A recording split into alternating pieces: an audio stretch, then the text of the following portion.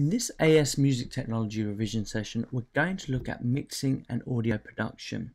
Now, with this particular area of study, it's a bit like the recording and microphones, where you can get these questions throughout section A and throughout section B. And they're quite a broad range of questions.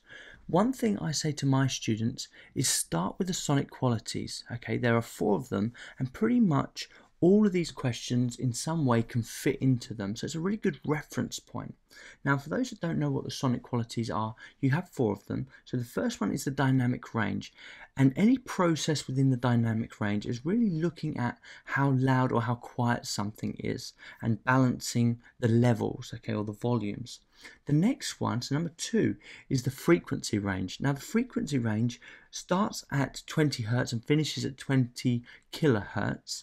And it just deals with all the areas within the frequencies, so cutting and boosting them. So anything to do with EQ, anything to do with filtering is all within this frequency range.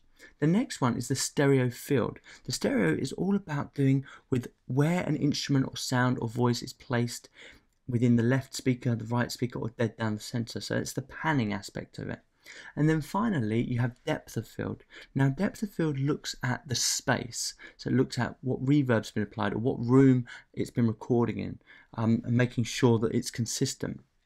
So those are the 4 sonic qualities, and they're a really good place to start if you really have little to no understanding of mixing.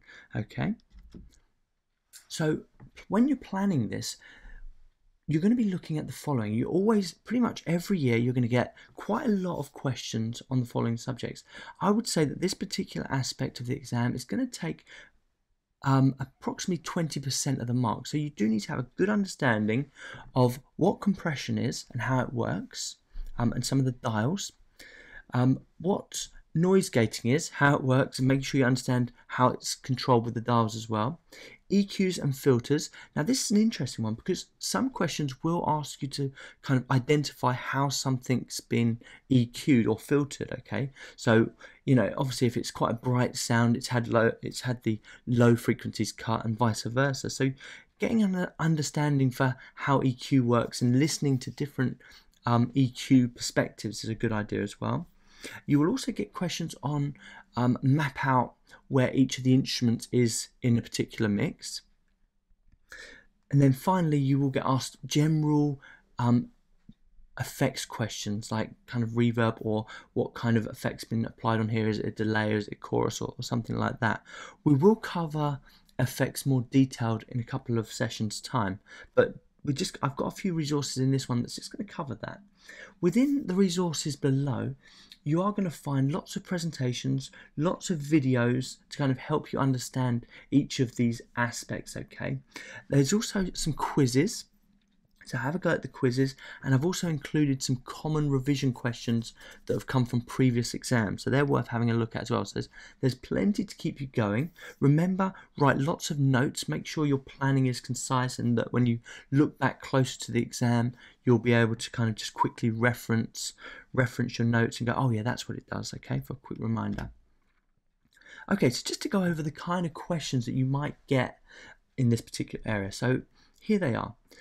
Where are the instruments placed in the stereo field? Describing an EQ or filter on a particular instrument, describing an effect that's been applied, and then describing a parameter or a process, e.g., what do the dials on a compressor do?